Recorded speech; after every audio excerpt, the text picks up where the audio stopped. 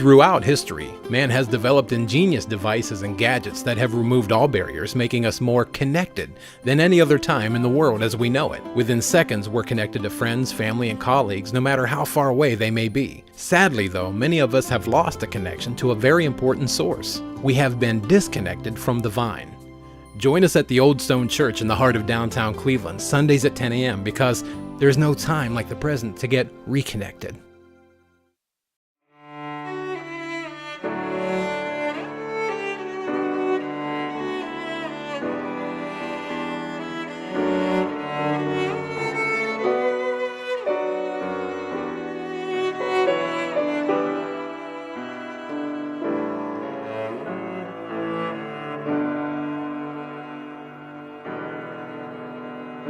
Go and bear fruits that will last, says Jesus. It never ceases to amaze me how many opportunities in a single day that God provides for us to go and bear fruits that will last. Take last Friday afternoon, for example. I was walking down Euclid Avenue, a very hot, sticky, dusty afternoon. I was in a hurry trying to get to my next appointment, and I saw there at the corner of Public Square and Euclid by the Old May Company a friend of mine, friend of many people here, Reverend Tim Leslie, who works over at the Soldiers and Sailors Monument, Reverend Tim, who pastors a congregation on the Near East Side of Cleveland. And Tim is talking to a man, a person who appears to be homeless. And I'm thinking to myself, maybe I need to go say hi to Tim, maybe tag him out. You know, when you're a pastor and you spend a lot of time on the streets, those with great need get to know who you are really quickly. And I thought maybe this man was working Reverend Tim. As I got closer, I realized Reverend Tim was working him. Trying to bring the gospel to him, trying to bring the hope of Jesus Christ to this man, that maybe this man's life might turn around. And I got up close. I said, "Hey, Reverend Tim, how you doing, brother?" And he says, "Hey, Pastor Mark, it's great to see you. God bless you, my friend," and a hug and a hello. And as soon as that man who appeared to be homeless looked at me and he heard the name Pastor, you could see the exclamation mark over it, little light bulb go off over his head. He got an idea. Maybe I can work this guy. He looks me up and down and he says, "Pastor, eh?" He said, "Can I have $10? I said, "No, you can't have $10. He said, "How about some ice water?" Now, it was hot and it was dusty, and that man's lips did look parched, but I said, "I don't have any ice water with me today." He looked me up and down one more time and realized he was going to have better luck with Reverend Tim than with me. So he turned away from me and then started talking to Reverend Tim again, and so I gave them both a God bless you. God bless you, Tim. God bless you, friend. God bless this day. And I hurried on my way to my next busy appointment. But there, as I approached Public Square, amidst the cacophony of sounds, the construction in our big 11-acre Cleveland Big Dig out here on Public Square, the roar of the health line and buses and the foot traffic crowding its way down Euclid Avenue. Amidst all that, I heard one small, still, and very familiar voice. A voice that I imagine every one of us in this room has heard before. And that voice said to me, "Mark, Mark, Mark, go and bear fruits that last." And I said, "Oh, it's you again, isn't it, Lord?" I know, I said, "Jesus. When did I see you thirsty and not offer you something to drink?" "I'll take care of it, Lord. Thank you for reminding me." So I went into Jake's there at the corner of Ontario and Public Square, and I reached into the cooler, and I first reached for the Evian, but I realized that was more expensive than the no-name brand. And I didn't want to get Evian anyway because everyone knows it's spelled backwards, it's naive. So I went for the lesser brand. $1.59, a bottle of icy cold water. And I hoped that man might still be out there by the May Company talking to Reverend Tim so I could give him this bottle of icy cold water. And as I made my way back, there they were, still standing there. And as I approached, Reverend Tim saw me coming with the bottle of water. The homeless man saw me coming with the bottle of icy cold water. And Reverend Tim says to the man, "You see, that's how God works." And I handed that man that bottle of icy cold water, and I smiled and said, "Ask and you shall receive." And the man looked at me and said, "Really? Can I have $10? I kid you not. "Go and bear fruits that will last," said Jesus. "Go and bear fruits that are rooted in a heart filled with love and a life filled with faith. Go and bear fruits that are rooted in my love for you and your love for me. Go and bear fruits that are rooted in the joy of God becoming complete in your lives." You know, Mother Teresa said to bear good fruit, fruit that lasts. So we don't have to do great things. We only need to do small things with great love. And I know a lot of good Christian folks who sometimes feel empty in their faith. They feel like their faith really isn't connecting with their lives.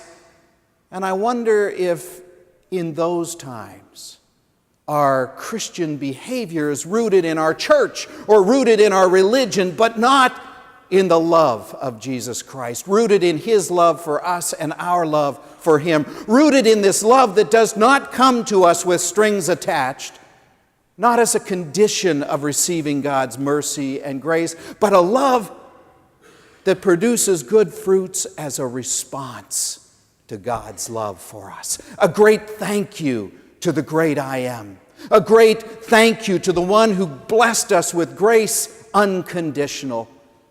Bearing good fruits is doing small things with very great love, rooted in the love that Christ has for us and the love that we hold for Jesus Christ. Now, if you've forgotten what that looks like, take a look at a kid anytime, a young child trying to love God, to love Jesus. They will show you what unconditional love looks like, unconditional response. I remember many years ago, our neighbors across the street from where my wife and I were living in Nashville, Tennessee, were taking their children to church one Sunday morning. There was Katie in the back seat, strapped into a seat belt, no longer needing to sit in the booster seat, the safety seat. Beside her, her little sister, Sarah Beth, who was still in her car seat. Up front was Mom, Kathy, in the passenger seat, and driving the car to church that day was Dad, Tom.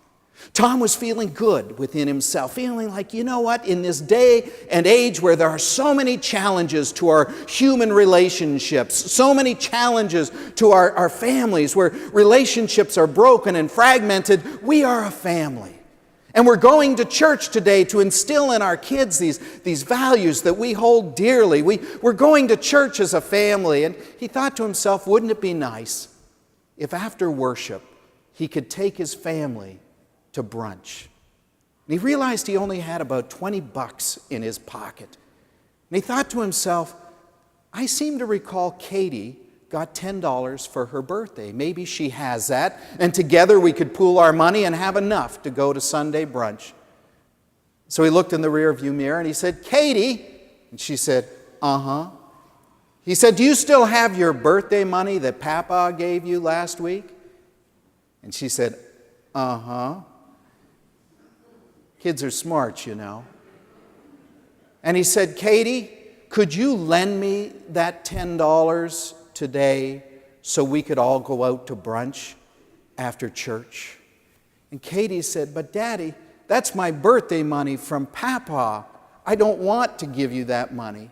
Now, Tom could have easily gone through a bank machine, but it was Sunday, it was Sabbath. He didn't want to engage in the economy of our day and age. He just wanted to worship and take his family to brunch following worship. So he began to sort of do what dads do sometimes. He began to lecture his daughter Katie about greed and selfishness and about sharing and kindness. And if she would give that $10 to him, they could all, as a family, sit down at a table and really celebrate this day. Well, when Tom had finished lecturing little Katie in the back seat of the car, he noticed it was unusually quiet. And he looked in the rearview mirror, and Katie was in the back seat sniffling and trying to hold back the tears, but she couldn't. They began running from her eyes and looked like little diamonds sparkling as they rolled down her cheek. And he said, "Katie, what's the matter?" She said, "Daddy, that's my birthday money from Papa. I wanted to take it to church and put it in the golden plate for Jesus today." Well, you can imagine my friend Tom felt about this big, very small. But there it was. There it was, a simple act filled with great love. Katie had this desire to love Jesus, to put her birthday money, all of it, in the golden plate for Jesus. There was no calculation of what 10% might look like. There was no discussion about what tithe meant. It just was a response, a simple response with great love to something God had done in her life. Well, guess what? They didn't go out to lunch that day. But Katie did get to put her money in the golden plate for Jesus. Go and bear fruits that will last, said Jesus. Fruits that are rooted in our simple, everyday acts of very great, great love. Incredible love. Well, listen, Jesus also said, bearing fruits that last are also rooted in our willingness to die in some ways. Our willingness to lay down our lives for others. Jesus said there is no greater love than this, that a person would lay down his life for his or her friends. No greater love than this. It's called agape love in Greek. Agape love is a love that is selfless, a love that is willing to lay down itself for someone else, someone in need. It's a willingness to put others first ahead of ourselves. Agape love is a love that is willing to let pride and ego and that self-centered, self-righteous need to be right, to let it all die, that we might bear fruits that would last. Agape love would put $10 in the golden plate for Jesus without question, because it's a simple response to God's love for us. Agape love is willing to be halted in the middle of a very busy day and reminded that when a stranger on the street is thirsty, you get him a bottle of water. That's what agape love is. That's what Jesus said it is to bear good fruits. It's our willingness to kind of lay down our lives in small installments here and there. A little bit here, a little bit there. Good fruits that last. I was thinking today is Mother's Day, and of course I'm thinking about my mom. And I'm thinking about the many, many ways my mother willingly laid down her life, the way many, many moms here today and the mothers in your lives laid down parts of their life that they could bear good fruit through all of us. Do you know, when I finished high school, I just decided I'm not going to college. I'm going to take a year off and work. And my parents said, well, okay, that's fine, but you know the rule in our house is if you are not in school, you're working full-time and you're paying rent, room and board. What? This is my bedroom. Not anymore, you're renting it. And before you help yourself to whatever's in the fridge, remember, you're going to be contributing to the purchase of that food, room and board. Now, it wasn't a lot. It was $50 a week, a couple of $100 a month, but that stung a little bit. I hadn't got to that point in my life where I felt I had to pay room and board in my own house. And let me tell you, it really stung. The end of every couple of weeks when I got my paycheck and I cashed it and I had to go and put $100 in my mother's hand every 2 weeks, $100. Well, let me tell you, after a little bit of that, I was thinking, I'm going back to college. And after 6 or 8 months, I decided I was going to school. I'd applied, I'd been accepted, and I was all ready to go. And my mother came and she put a check in my hand. And I said, "What's this?" She said, "It's your room and board money." She said, "I've been saving it, hoping and praying that you would make this decision and go back to school." Now I'm thinking Mom could have spent that money on all sorts of things. Food, for starters. She could have spent that money on something for herself, something nice.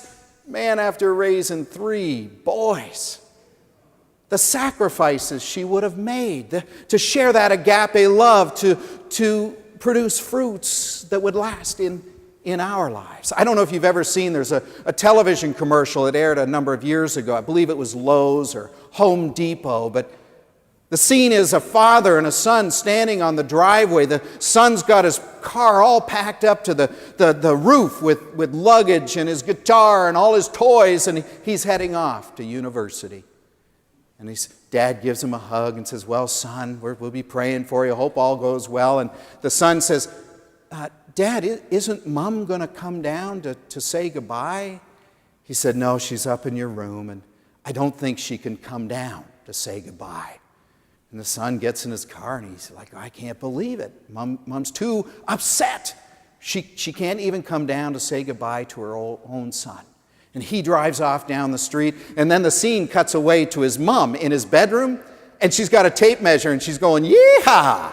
She said, "The hot tub's going over here, and the big screen TV's going over here." My mom never did that. She put a check in my hand and said, "I was saving your rent money for a time such as this." So many moms in the congregation today are doing just that in their lives each and every day. So many of all our mothers have done that for us. See, to produce fruits that last isn't simply to do simple things with great love. It's to do selfless things with great love. To lay our lives down in little installments here and there, that others might know God's love through our love. But listen, there's a little part of this text in John's Gospel, chapter 15, that might have escaped us. We may have missed it if we weren't looking too closely.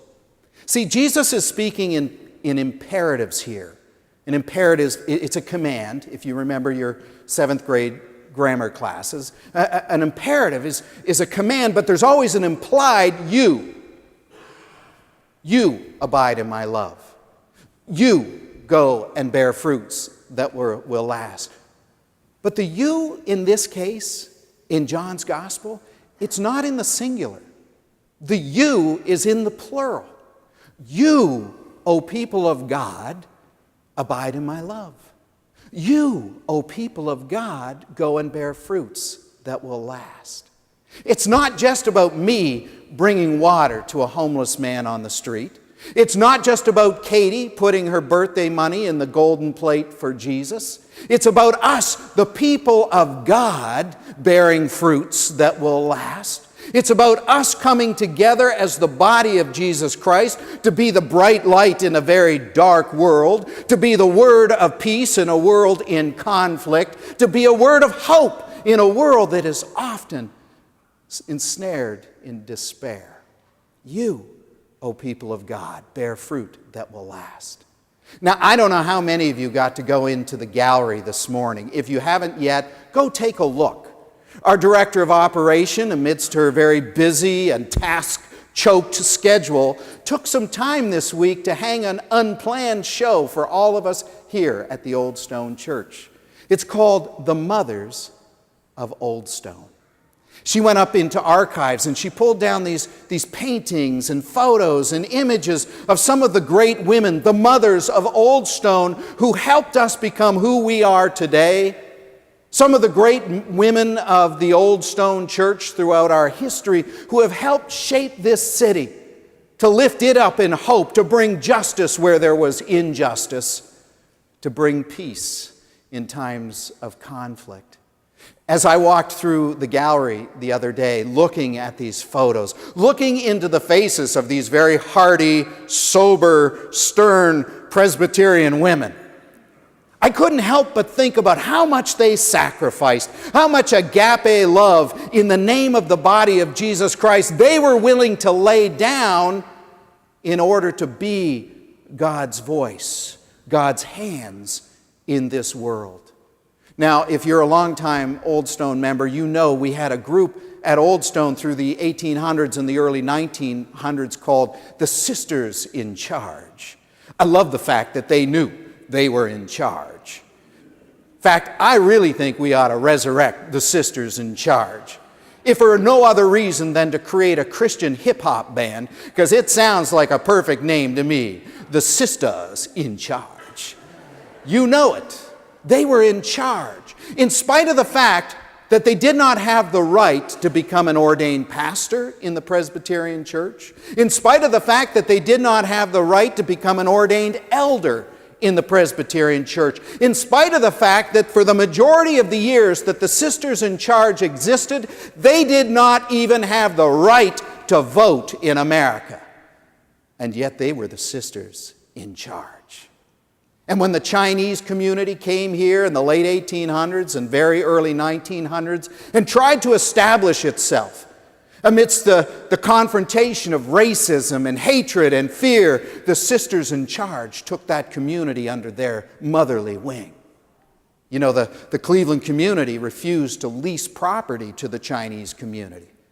And so the Sisters in Charge says, well, we'll take care of that. They leased the property on their behalf. When the Cleveland community refused to lease them or even sell them equipment for their laundries, the Sisters in Charge leased it on their behalf. And when two Chinese men were falsely accused of murder in our city, when they were made scapegoats for a murder that had happened, the Sisters in Charge and the Old Stone Church gave them sanctuary here until a proper and fair trial could be conducted, a trial at which these two men were later acquitted. I think about what they risked, their status in the community, what they risked, their Old Stone Church to become a sanctuary amidst the protests and the racism that existed, the violence in their streets. And I think that the Sisters in Charge might have something to say to us even in this day about being the body of Jesus Christ, about living out of this agape love, about abiding in Jesus and bearing fruits that would last.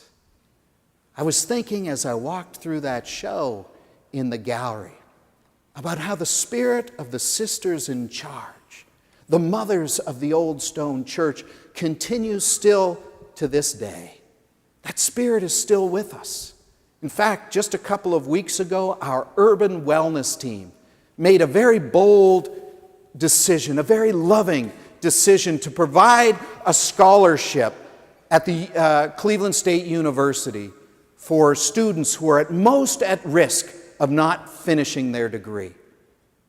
A simple act, a selfless act, done with great love. That spirit continues among us. It's not just simple and selfless acts of love for you and me. It's simple and selfless acts that we as the body of Jesus Christ in the heart of Northeast Ohio are called to make with our lives, with the life of this church. Now, I'm going to let you in on a really big secret. Some of you already know this. But when you are making simple and selfless acts with very great love, whether you are making them as an individual or whether you are making them within the body of Christ, the fruits that last don't simply go to those that you share them with.